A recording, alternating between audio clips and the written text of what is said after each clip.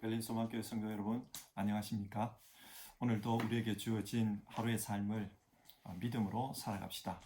그러면 사도신경으로 우리의 신앙을 고백하며 아침 예배를 드리겠습니다. 나는 전능하신 아버지 하나님, 천지의 창조주를 믿습니다. 나는 그의 유일하신 아들, 우리 주 예수 그리스도를 믿습니다. 그는 성령으로 잉태되어 동정녀 마리아에게서 나시고 본디오 빌라도에게 고난을 받아 십자가에 못 박혀 죽으시고 장사된 지 사흘 만에 죽은 자 가운데서 다시 살아나셨으며 하늘에 오르시어 전능하신 아버지 하나님 우편에 앉아 계시다가 거기로부터 살아있는 자와 죽은 자를 심판하러 오십니다. 나는 성령을 믿으며 거룩한 공교회와 성도의 교제와 죄를 용서받는 것과 몸의 부활과 영생을 믿습니다. 아멘. 찬송가 407장, 옛날 찬송가로는 465장입니다. 구주와 함께 나 죽었으니 우리 1절 부르고요. 같이 기도하는 시간 가지겠습니다. 407장입니다.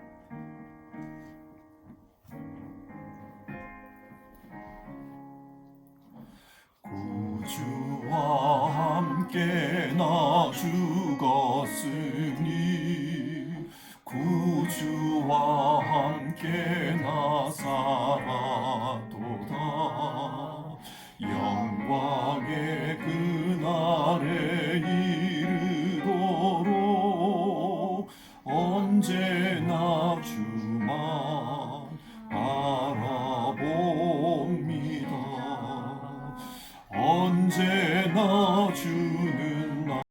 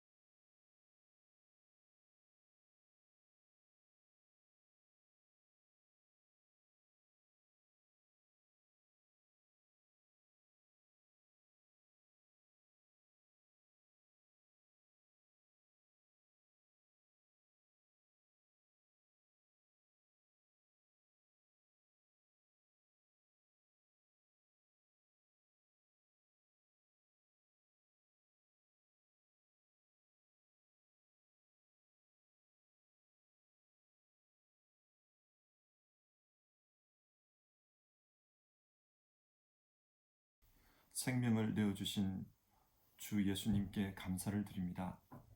주님께서 가장 귀한 것으로 우리를 살려주셨으니 우리가 이 땅 살면서 우리의 생명으로 주님 앞에 응답하며 살기를 원합니다. 주님과 함께 십자가에 죽었으니 이제는 내가 사는 것이 아니고 내 안에 그리스도께서 사시는 것이다. 그 바울 사도의 고백처럼 우리도 그렇게 살기를 원합니다. 하나님, 오늘도 믿음으로 살 수 있도록 우리에게 힘을 주시고 하나님의 말씀을 공급해 주시옵소서. 오늘 하루의 삶이 온전히 하나님께 영광이 되기를 바랍니다. 예수님의 이름으로 기도드립니다. 아멘. 오늘 우리에게 주어진 하나님의 말씀은 신약성경 요한복음 19장 31절부터 42절까지의 말씀입니다. 요한복음 19장 31절에서 42절, 신약성경 182페이지에 있습니다. 31절부터 한 절씩 교독하겠습니다. 이날은 준비일이라 유대인들은 그 안식일이 큰 날이므로 그 안식일에 시체들을 십자가에 두지 아니하려 하여 빌라도에게 그들의 다리를 꺾어 시체를 치워달라 하니. 군인들이 가서 예수와 함께 못 박힌 첫째 사람과 또 그 다른 사람의 다리를 꺾고 예수께 이르러서는 이미 죽으신 것을 보고 다리를 꺾지 아니하고 그중 한 군인이 창으로 옆구리를 찌르니 곧 피와 물이 나오더라. 이를 본 자가 증언하였으니 그 증언이 참이라. 그가 자기의 말하는 것이 참인 줄 알고 너희로 믿게 하려 함이니라. 이 일이 일어난 것은 그 뼈가 하나도 꺾이지 아니하리라 한 성경을 응하게 하려 함이라. 또 다른 성경에 그들이 그 찌른 자를 보리라 하였느니라. 아리마대 사람 요셉은 예수의 제자이나 유대인들이 두려워 그것을 숨기니 이 일 후에 빌라도에게 예수의 시체를 가져가기를 구하매 빌라도가 허락하는지라. 이에 가서 예수의 시체를 가져가니라. 일찍이 예수께 밤에 찾아왔던 니고데모도 모략과 침향 섞은 것을 100리트라쯤 가지고 온지라. 이에 예수의 시체를 가져다가 유대인의 장례법대로 그 향품과 함께 세마포로 쌌더라. 예수께서 십자가에 못 박히신 곳에 동산이 있고 동산 안에 아직 사람을 장사한 일이 없는 새 무덤이 있는지라. 이날은 유대인의 준비일이요 또 무덤이 가까운 고로 예수를 거기 두니라. 아멘. 어제 우리는 예수님의 십자가 죽음에 대한 말씀을 살펴보았습니다. 오늘은 이 십자가 죽음의 의미에 대해서 살펴보도록 하겠습니다. 먼저 본문 첫째 단락을 보겠습니다. 31절입니다. 이 날은 준비일이라. 유대인들은 그 안식일이 큰 날이므로 그 안식일에 시체들을 십자가에 두지 아니하려 하여 빌라도에게 그들의 다리를 꺾어 시체를 치워달라 하니. 예수님이 돌아가신 날은 유월절을 준비하는 날이었습니다. 오늘날로 말하면 성금요일 오후에 돌아가신 것입니다. 그런데 이때 유대인들이 빌라도를 찾아가서 십자가에 달린 사람들의 다리를 꺾어달라고 요청했습니다. 왜 이런 요청을 했을까요? 그것은 신명기 21장 22절과 23절에 나오는 율법의 말씀과 관련이 있습니다. 세 번역으로 읽겠습니다. 죽을 죄를 지어서 처형된 사람의 죽음은 나무에 매달아 두어야 합니다. 그러나 당신들은 그 죽음을 나무에 매달아 둔 채로 밤을 지내지 말고 그날로 묻으십시오. 나무에 달린 사람은 하나님께 저주를 받은 사람이기 때문입니다. 당신들은 주 당신들의 하나님이 당신들에게 유산으로 준 땅을 더럽혀서는 안 됩니다. 이 말씀에 따르면 나무에 달려 죽은 사람의 시체를 밤새도록 매달아 두면 안 된다고 그래요. 왜 안 되는가? 하나님이 주신 땅을 더럽히는 행위이기 때문이라고 합니다. 그래서 유대인들이 빌라도에게 가서 저 십자가에 달린 시체를 빨리 치워 주십시오. 저 사람들이 아직 안 죽었거든. 다리를 꺾어서 빨리 죽여 주십시오. 그렇게 요구한 것입니다. 그런데 로마인들은 십자가에 달린 사람들을 오랜 시간 매달아 두어서 고통스럽게 만드는 것이 그들의 처형 방법이었습니다. 건장한 남자들의 경우 십자가에서 3일 혹은 길게는 7일 동안 살아 있었다고 합니다. 그러면 지나가는 사람들이 고통스럽게 죽어가는 그 모습을 보면서 나는 절대로 저런 죄는 지으면 안 되겠구나, 그런 생각을 하도록 만들었습니다. 자, 그러니까 오늘 본문을 보면 서로 다른 두 관습이 충돌하고 있는 겁니다. 유대인들의 관습에 따르면 사람을 빨리 죽여서 매장을 해야 땅이 더러워지지 않습니다. 하지만 로마의 관습에 따르면 오랫동안 매달아 놓아서 다른 사람들에게 본을 보여야 된다. 그런데 이 날이 유대인들에게 가장 큰 명절 유월절입니다. 그래서 십자가에 달린 이 사람들로 말미암아 그 명절을 더럽히면 안 된다. 그렇기 때문에 빨리 다리를 꺾어달라, 그렇게 요구한 것입니다. 여기서 다리를 꺾는다는 말은 다리 뼈를 부러뜨린다는 뜻입니다. 쇠망치나 큰 몽둥이를 가지고 다리를 때려가지고 그 뼈를 부러뜨리는 것입니다. 십자가 처형은요, 인간의 고통을 가장 길게 끌어가는 그런 사형법입니다. 손과 발에 못을 박으면 굉장히 고통스럽고 또 그로 말미암아 많은 출혈이 발생합니다. 그러나 그것 때문에 죽지는 않습니다. 십자가에 달리면 몸무게 때문에 사람의 몸이 아래로 쭉 늘어집니다.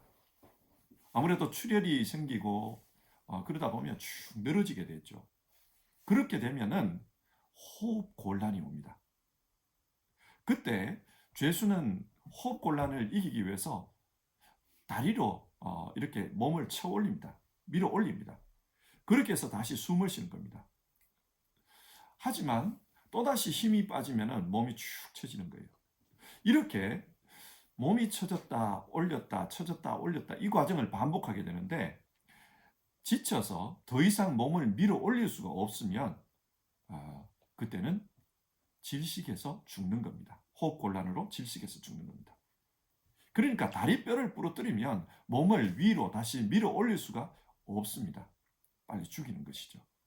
유대인들은 이제 곧 명절이 시작되니까 명절이 시작되기 전에 빨리 처리해 주십시오. 그렇게 부탁한 겁니다. 그래서 군병들이 유대인들의 요구대로 사람들의 다리를 부러뜨립니다. 32절을 보시면요. 군인들이 가서 예수와 함께 못 박힌 첫째 사람과 또 그 다른 사람의 다리를 꺾고, 당시 예수님과 함께 십자가에 못 박혔던 사람은 예수님 포함해서 세 사람입니다. 예수님의 십자가가 가운데에 있었다 그래요. 자, 그러면 상식적으로 한번 생각해 봅시다.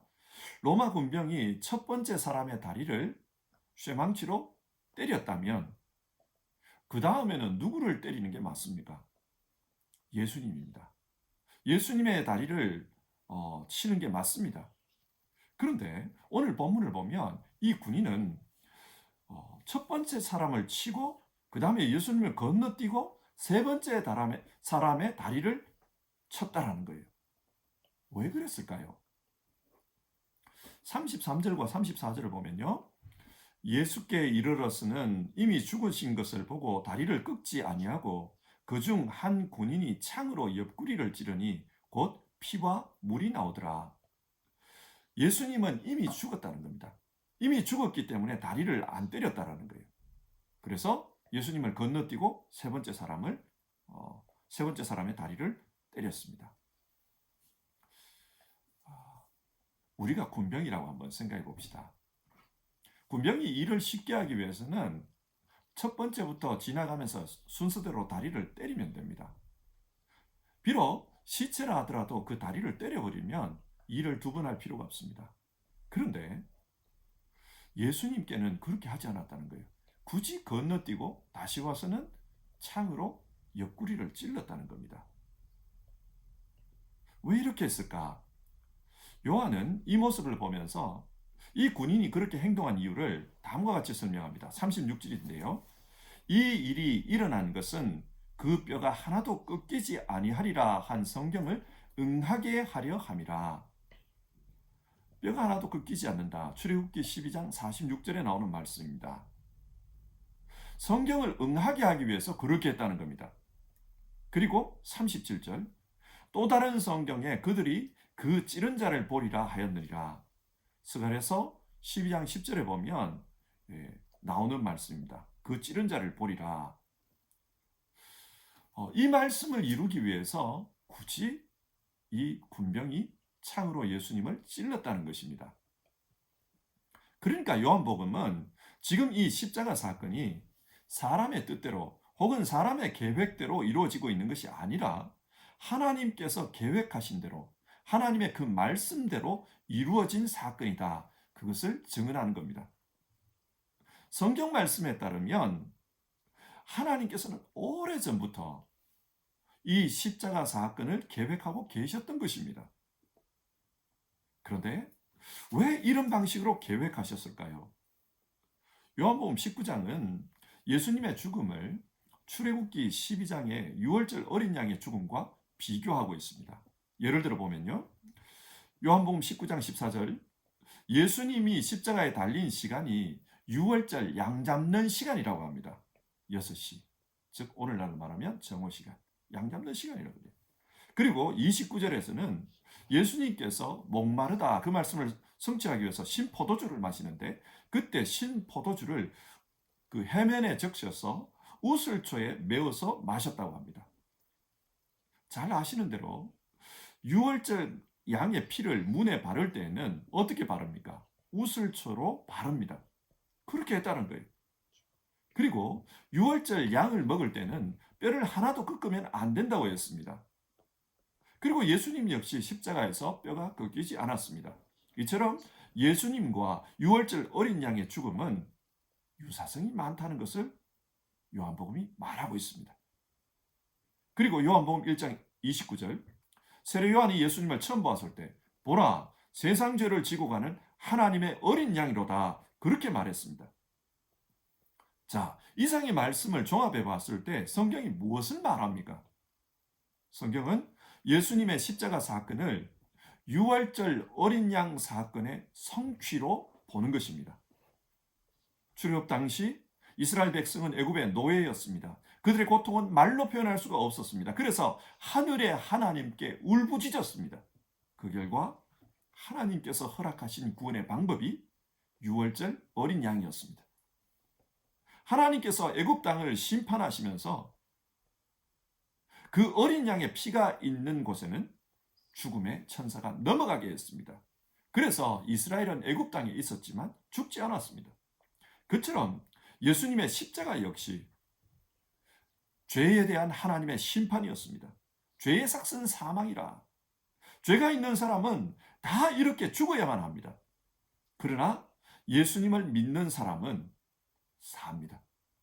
하나님께서 이 예수님의 십자가 피, 이 피를 보시고 그 사람의 죄를 간과하시기 때문입니다. 예수님의 피가 유월절 어린 양과 같습니다. 로마서 3장 23절에서 25절의 말씀입니다. 모든 사람이 죄를 범하였음에 하나님의 영광에 이르지 못하더니 그리스도 예수 안에 있는 속량으로 말미암아 하나님의 은혜로 값없이 의롭다 하심을 얻은 자 되었느니라. 이 예수를 하나님이 그의 피로서 믿음으로 말미암는 화목제물로 세우셨으니 이는 하나님께서 길이 참으시는 중에 전에 지은 죄를 간과하심으로 자기의 의로우심을 나타내려 하심이라. 예수님께서 우리를 위한 속량제물이 되셨습니다. 어린 양이 되셨습니다. 유월절 어린 양이 되셨습니다. 그래서 그 피가 있는 곳에는 죽음의 천사가 넘어갑니다. 그처럼 하나님께서 우리의 모든 죄를 간과하셨다. 패스 오버, 간과하셨다. 넘어가셨다. 그렇게 말씀합니다. 죽음의 천사가 지나가는 그날을 우리가 한번 상상해 봅시다. 죽음의 천사가 지나갑니다. 사람들이 긴장해서 집 안에 있습니다. 그리고 양을 잡아서 문에다가 피를 발랐습니다. 자, 그 집안에 있는 사람들 중에는 어떤 사람은 큰 죄를 지었고 어떤 사람은 작은 죄를 지었을 겁니다. 또 어떤 사람은 많은 죄를 지었고 어떤 사람은 적은 죄를 지었을 것입니다. 이때 죽음의 천사가 넘어갑니다. 죽음의 천사가 넘어가는데 하나님께서 너는 큰 죄를 지었으니까 너의 죄는 50%만 용서를 해줄게. 너는 50%벌 받아야 돼. 너는 작은 죄를 지었으니까 너는 100%다 용서해 줄게. 하나님께서 그러셨습니까? 아닙니다. 하나님은 그 피가 있는 집, 모든 집을 넘어갔습니다. 모든 죄를 용서하셨습니다. 마찬가지입니다. 예수님의 십자가는 우리의 모든 죄를 해결하셨습니다. 내가 생각할 때 용서받을 수 없는 죄, 내가 생각할 때 아주 큰 죄, 그 죄도 용서하십니다. 왜냐? 예수님의 피는 우리의 모든 죄보다도 더 크기 때문에 용서하실 수 있습니다.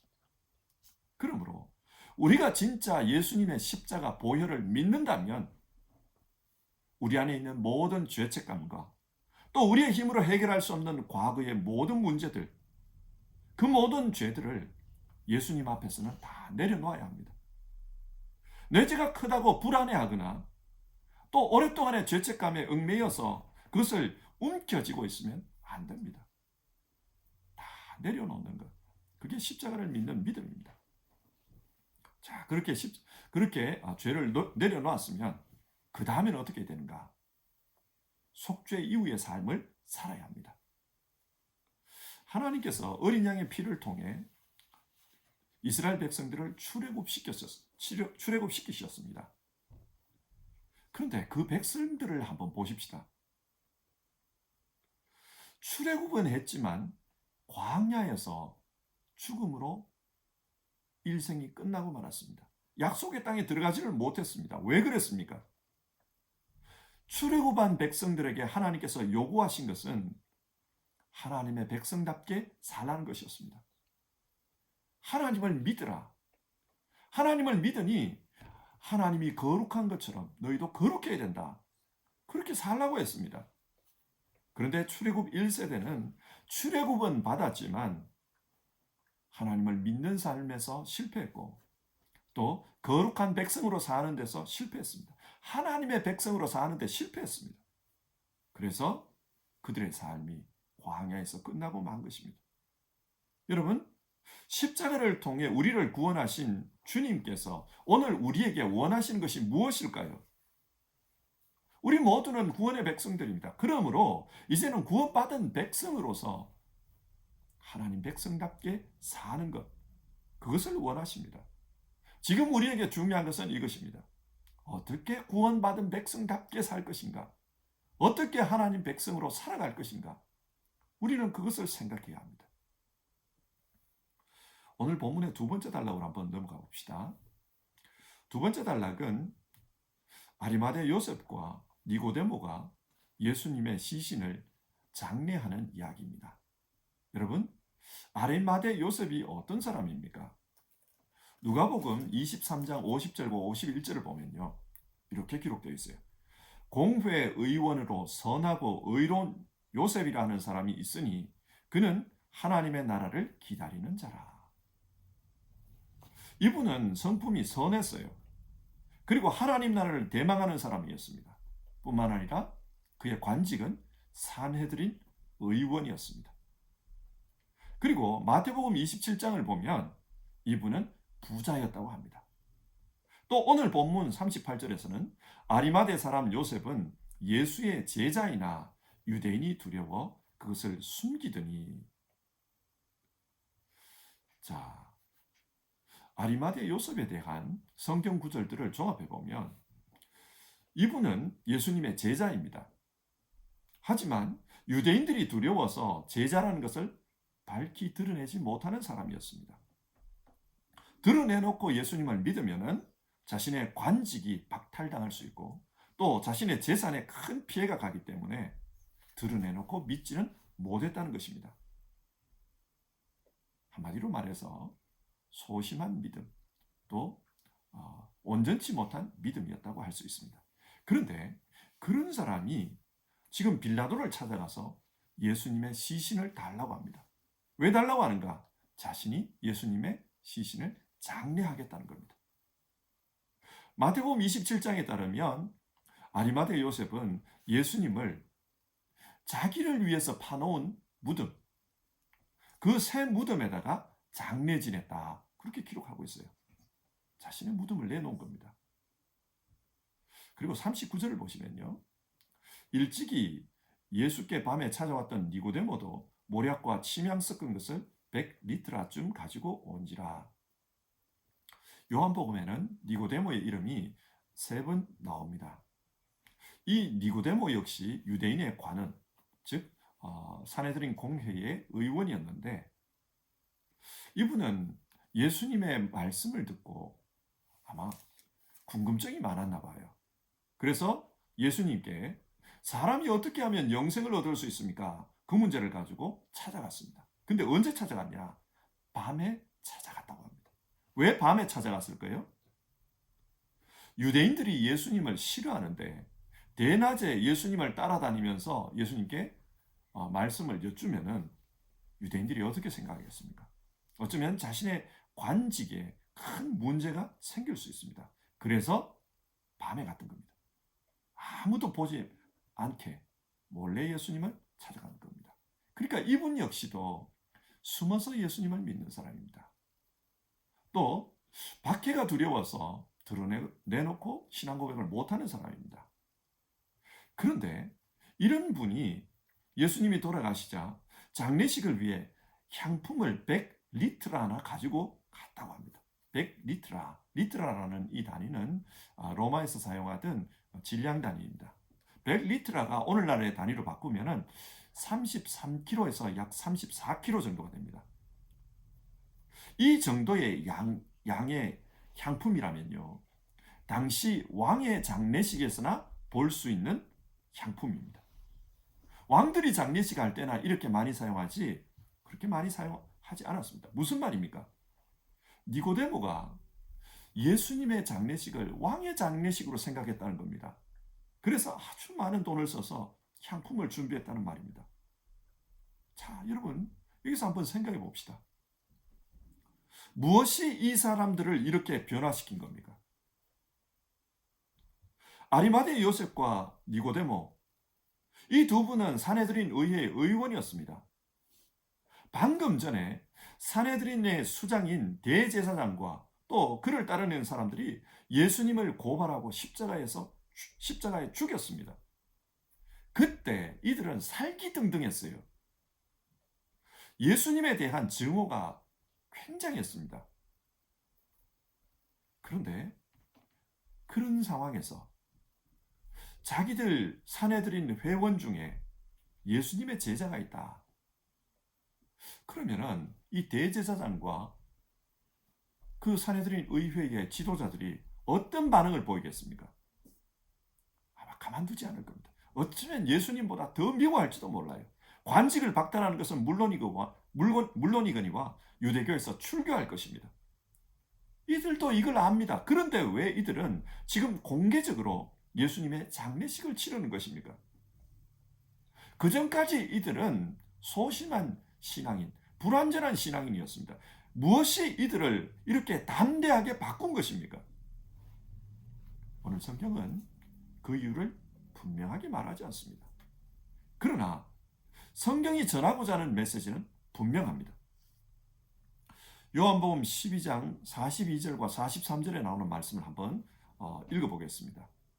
그러나 관리 중에도 그를 믿는 자가 많되 바리새인들 때문에 드러나게 말하지 못하니 이는 출교를 당할까 두려워함이라. 그들은 사람의 영광을 하나님의 영광보다 더 사랑하였더라. 관리 중에 예수님을 믿는 사람들이 들어 있었다는 것입니다. 그러나 이들은 신앙을 드러내지 못했다 그래요. 그리고 이 사람들의 신앙에 대해서 이렇게 평가합니다.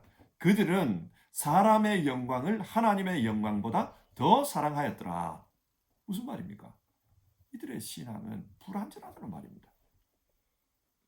그런데 이런 사람들이 지금 이런 니고데모와 아리마대 요셉이 예수님의 십자가를 경험한 후에 변해버렸어요. 성경 말씀을 바꾸면 사람의 영광보다 하나님의 영광을 더 사랑하게 되었습니다. 그래서 모든 것 내놓고 예수님의 장례식을 치릅니다. 공개적으로 나는 예수님의 제자입니다. 그걸 드러냅니다. 무엇이 이렇게 바꿔놨습니까? 예수님의 십자가 죽음이 이들을 바꿔놓은 겁니다. 요한복음 12장에서 예수님은 자신의 죽음을 이야기하시면서 이런 말씀을 하셨어요. 인자가 영광을 얻을 때가 왔도다. 내가 진실로 진실로 너희에게 이르노니 한 알의 밀이 땅에 떨어져 죽지 아니하면 한 알 그대로 있고 죽으면 많은 열매를 맺느니라. 예수님은 자신의 죽음을 한 알의 밀 아래 비유하셨습니다. 한 알의 밀이 땅에 떨어져 죽는 것, 그것에 비유하셨습니다. 자, 그렇게 하면 어떻게 된다고 했습니까? 많은 열매가 맺을 것이다. 무슨 말입니까? 지금 아리마대 요셉과 니고데모는 예수님께서 맺은 열매라는 뜻입니다. 그들은 예수님께서 땅에 떨어져 죽음으로 그 십자가 죽음으로 말미암아 생겨난 열매라는 것을 오늘 성경은 이렇게 보여주고 있습니다. 언젠가 신문을 보니까 수백 년이 지난 미랄인데도 거기에 신운이 붙어 있으니까 땅에 떨어져 싹이 났다. 그런 글을 본 적이 있습니다. 이게 생명의 능력입니다. 그처럼 예수님의 십자가에는 생명의 능력이 있습니다. 그래서 예수님의 십자가 생명 능력으로 말미암아 이들의 믿음이 싹이 난 겁니다. 이들이 변화된 겁니다. 사람의 영광을 좋아하던 분들이 하나님의 영광을 더 귀하게 생각합니다. 그래서 담대하게 나는 예수 제자다. 그렇게 장례식을 치르고 있는 겁니다. 이 말씀을 우리 자신에게 한번 적용해 봅시다. 우리는 누구입니까? 우리 역시 예수님이 십자가에서 죽으심으로 생겨난 열매들입니다. 열매에게 중요한 것은 또다시 열매 맺는 씨앗이 되는 것입니다. 한 알로 끝나면 안 돼요. 또다시 열매 맺는 씨앗이 되어야 합니다. 오늘 성경이 우리에게 그것을 말씀합니다. 우리 역시도 한 알로 썩어져 없어지는 것이 아니라 많은 열매를 맺는 그런 인생이 되어야 한다. 우리에게 그것을 교훈하고 있습니다. 작년은 호주 선교사들이 한국에 들어온 지 130주년이 되는 해였습니다. 한국 땅을 밟은 최초의 호주 선교사는 데이비스 선교사였습니다. 그분은 한국에 들어와서 먼저 서울에서 언어 훈련을 받으셨습니다. 그리고 말이 어느 정도 되자 자신의 선교지인 부산을 향해 출발했습니다. 가는데 한 20여일 걸렸다 그래요. 근데 가다가 풍토병과 폐렴에 걸립니다. 그래서 부산에 도착한 다음 날 바로 돌아가셨어요. 그때 그의 나이가 34살이었습니다. 사람들이 보기에는 너무 안타까운 죽음이었습니다. 정말 귀한 분이 하나님의 복음을 전하겠다고 그렇게 청춘을 걸고 우리나라에 찾아왔는데 한 명에게도 복음을 전하지 못하고 돌아가신 겁니다. 이 소식이 그를 파송한 멜버른에 있는 호주 교회에 알려졌습니다. 그러자 이 소식을 들은 청년 9명이 데이비스 선교사의 못다 이룬 꿈을 이루기 위해서 선교사 지원을 합니다. 그리고 우리나라에 들어옵니다. 그렇게 들어온 선교사가 1941년까지 78명이었다고 그래요. 꾸준히 선교사가 계속 들어온 겁니다. 이들은 한국에 들어와서 어디로 갔냐? 데이비스 선교사가 선교하려고 했지만 꿈을 이루지 못한 그 지역, 부산과 경남 지역으로 갔습니다. 그리고 부산, 경남을 거점으로 해서 선교를 했어요. 특히 교육과 의료 부분에 많은 공헌을 했습니다. 학교를 세우고 고아원을 세우고 한센병 환자들을 위해서 시설을 마련하고 병원을 세우고 가난한 이웃을 돕기 위해서 정말 많은 헌신을 했습니다. 그 결과 부산, 경남 지역이 복음화되는데 이분들의 그 기여가 참으로 컸습니다. 자, 보십시오. 데이비스 선교사의 죽음은 헛된 것처럼 보였습니다. 그러나 그는 복음의 생명력을 품고 있는 사람이었습니다. 그러자 그의 죽음이 헛된 것처럼 보였지만 결국은 많은 열매를 맺었습니다. 이처럼 우리 역시 복음을 붙들고 살면은 하나님께서 우리 인생을 통해서 많은 열매를 맺게 하실 것입니다. 왜냐? 그 복음에는 예수님의 생명력이 들어있기 때문입니다. 우리는 예수님의 열매입니다. 그저 썩어져서 한 알로 끝나서는 안 됩니다. 버려지는 그런 한 알이 되어서는 안 됩니다. 우리 역시도 우리 삶을 통해 많은 열매를 맺는 그런 한 알의 씨앗이 되었으면 좋겠습니다. 말씀을 맺겠습니다. 오늘 본문은 예수님의 십자가 의미에 대해서 말씀하고 있습니다. 예수님의 십자가는 어떤 의미가 있었나? 첫 번째로 예수님의 십자가는 성취된 유월절 어린 양이었다. 그렇게 말합니다. 그러므로 그 어린 양의 보혈을 믿는 우리는 이제는 하나님의 백성으로서 하나님 백성답게 사는 것이 중요하다. 그렇게 말씀을 나눴습니다. 우리가 어떻게 사는 것이 하나님 백성답게 살까? 그것을 고민해야 합니다. 그리고 예수님의 십자가는 썩어진 하나의 미랄이라고 했습니다. 그래서 아리마대 요셉과 니고데모 같은 열매가 맺혔습니다. 이처럼 우리 역시도 열매 맺는 씨앗이 되어야 합니다. 이것이 오늘 성경이 우리에게 주는 교훈입니다. 오늘 이 교훈을 생각하면서 우리 찬양하고 그렇게 기도하겠습니다. 찬송가 311장입니다. 311장 옛날 찬송가로는 185장입니다.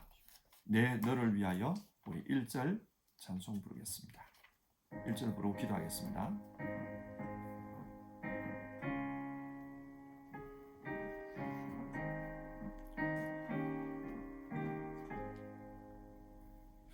내 너를 위하여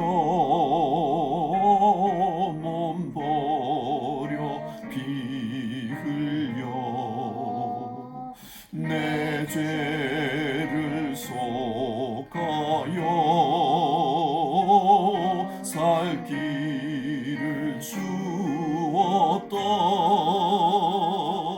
널 위해 몸을 주건만 너무 주느냐. 널 위해 몸을 주건만 너무 주느냐. 우리 같이 기도하겠습니다. 오늘 살펴본 하나님의 말씀을 생각하면서 기도합시다. 예수님의 십자가는 유월절 어린 양의 피로서 우리를 구원하는 것이었습니다. 그렇다면 구원받은 우리는 어떻게 살아야 합니까? 거룩한 하나님의 백성으로서 하나님 백성답게 믿음으로 살아야 합니다. 우리 그렇게 살기를 같이 기도해 봅시다. 그리고 예수님의 십자가는 썩어져 많은 열매를 맺었던 하나의 미랄이었습니다. 그렇기 때문에 예수님을 통해 많은 열매가 생겨나는 것을 성경은 보여줍니다. 우리 역시 주님께서 맺으신 그 열매입니다. 그리고 오늘 우리에게도 역시나 많은 열매 맺는 한 알이 되라고 그렇게 말씀합니다.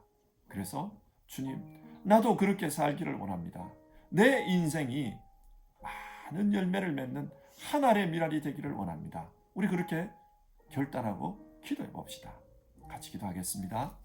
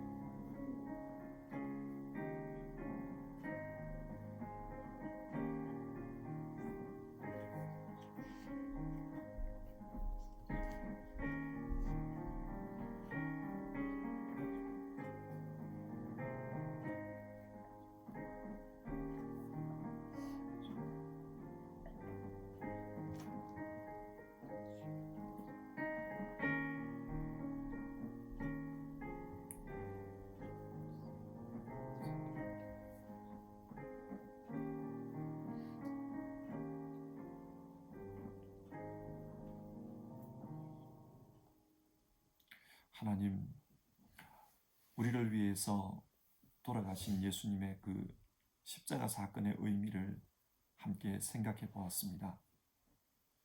예수님의 십자가 사건은 구약의 유월절 어린 양의 사건의 성취 사건이다. 그렇게 우리가 말씀을 통해 살펴보았습니다. 하나님께서 그 유월절 어린 양을 통해 구원하지 못한 이스라엘 백성이 없었습니다. 오늘 살아가면서 우리에게 지나가는 과거가 후회가 되고 우리 삶의 죄들이 드러나고, 그래서 하나님 앞에 너무나도 심한 심적인 고통을 가지고 계시는 분들, 또 자기 인생에 대한 후회를 가지고 계시는 분들, 모든 삶의 흔적들을 주님 십자가 앞에 내려놓고 다 용서받게 하여 주시옵소서. 새롭게 시작하게 하여 주시옵소서. 우리 주님의 보혈은 모든 것보다 크기 때문에 우리를 새롭게 할 수 있다. 누구든지 그리스도 예수 안에 있으면 새로운 피조물이라. 이전 것은 지나갔으니 보라 새 것이 되었도다. 우리 모두 새로운 피조물로 살아가게 하옵소서. 그리고 이제 우리의 고민과 또 우리가 집중해야 될 일은 하나님 백성답게 사는 것, 새로운 피조물로 사는 것임을 기억하고 우리 모두 그렇게 살게 하옵소서. 하나님 아버지, 또 우리 모두 열매 맺는 하나님의 미랄이 되게 하옵소서. 우리가 이기적으로 살고 나 중심적으로 살고 그렇게 살아왔던 삶, 하나님 앞에 내놓고 기도할 때 하나님이 우리를 새롭게 하여 주시옵소서. 오늘 함께 예배하며 기도하는 모든 성도님들, 그 심령을 새롭게 하시고 그 삶을 새롭게 하시고, 그리고 앞으로 주어져 있는 시간들을 새롭게 하셔서 정말 하나님이 기뻐하시는 귀한 열매들이 되어서 또다시 뿌려지고 씨앗이 되어 열매 맺는 그런 인생 살게 하여 주시옵소서. 우리 성도님들 삶을 하나님 축복해 주시옵소서. 귀하신 예수님의 이름으로 기도드립니다. 아멘.